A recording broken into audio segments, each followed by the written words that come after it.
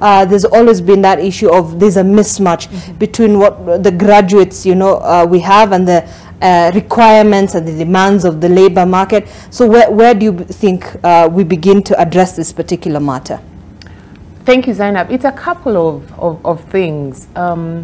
One is a lack of labor market information. There are many Kenyan, especially young people. I mean, it is not only young people that are unemployed. Right. It's very easy to get that impression, but also because the ages of 20 and 24 consistently, right. If you look at the report, you know, suffer from unemployment, labor underutilization, compared, for instance, to the 50 to 54. And I speak to many young people. Yeah.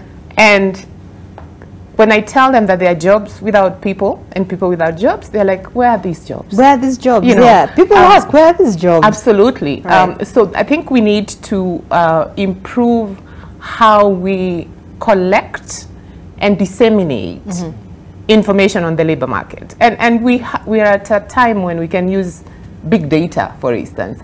A very quick, if you just pick up the Nation newspaper, right, and look at the vacancies being advertised by enterprises, big and small, it's very easy to run that and indicate that there is more traction in terms of transition to work in, you know, specific occupational profiles. But then we need to present that data in an achievable way, not necessarily in a report. We can read the reports, but then we need to really get that out to young people. And the second thing is we need to look at our curriculum. And that is curriculum across board. I know that we do have great reforms happening with the competency-based education and training. But still, you know, industry, and when I talk about industry, I'm not just talking about the big corporations, but at the enterprise level, systems are changing so much. New technologies are changing jobs. You know, the job description from 1999 is not the same job description right now. The roles have changed.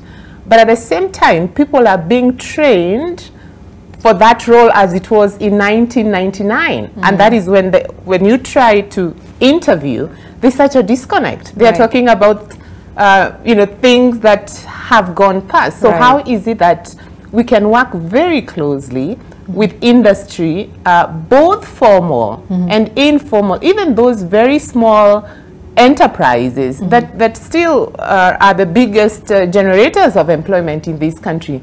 They would have an input into how and what exactly it is that we are training, and training systems, not just the formal but the informal, should be able to respond to that.